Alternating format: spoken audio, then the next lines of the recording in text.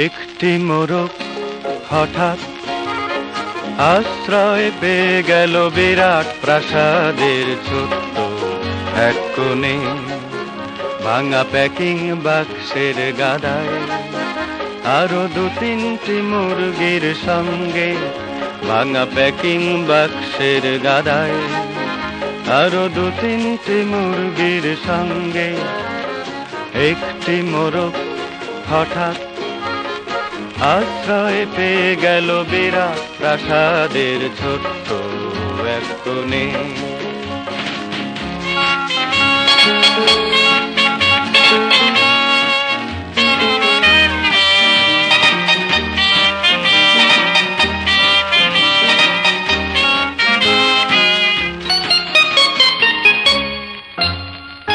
আশ্রয় যদিও মিলল, উপযুক্ত আহার মিলল না। আশ্রয় যদিও মিলল, উপযুক্ত আহার মিলল না। সুতীক্ষ্ণ চিৎকারে প্রতিবাদ জানিয়ে গলা ফাটালো সেই মোরগ। ভোর থেকে সন্ধে পর্যন্ত তবুও সহানুভূতি জানালো না।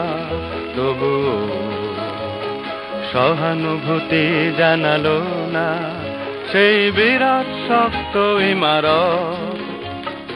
একটি মোরগ হঠাৎ আশ্রয় পেয়ে গেল বিরাট প্রাসাদের ছোট্ট এক কোণে।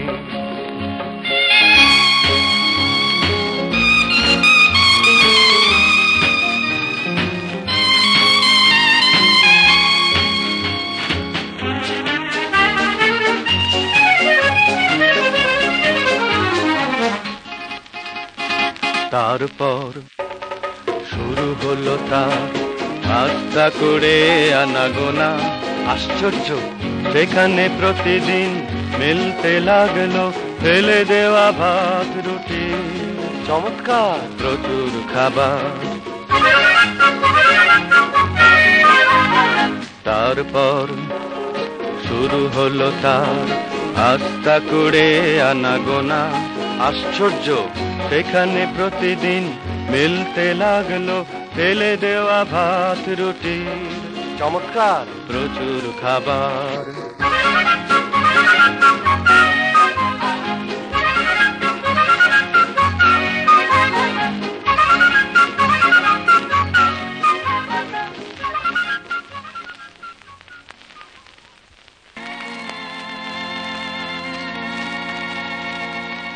তারপর এক সময়ে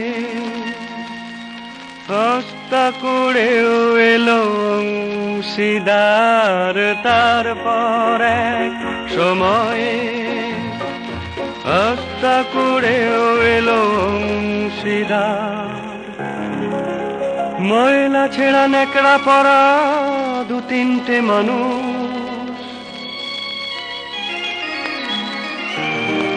কাজেই দুর্বলতর মোরগের খাবার গেল বন্ধ হয়ে। খাবার খাবার খানিকটা খাবার, খাবার খাবার খানিকটা খাবার।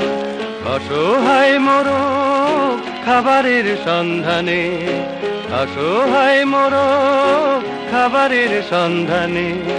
বারবার চেষ্টা করলো প্রাসাদে ঢুকতে, বারবার চেষ্টা করলো প্রাসাদে ঢুকতে। প্রত্যেকবারই তাড়া খেলো প্রচন্ড। ছোট্ট মোরগ ঘাড় উঁচু করে স্বপ্ন দেখে। প্রাসাদের ভেতর রাশি রাশি খাবার। ছোট্ট মোরগ ঘাড় উঁচু করে স্বপ্ন দেখে।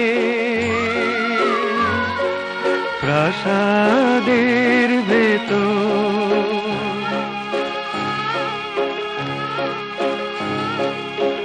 সেরা সে খাবার। তারপর সত্যই সে একদিন প্রাসাদে ঢুকতে পেল, একেবারে সোজা চলে এলো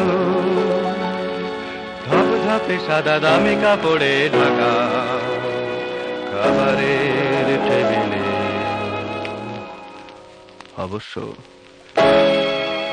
খাবার খেতে না, খাবার হিসেবে, খাবার খেতে না, খাবার হিসেবে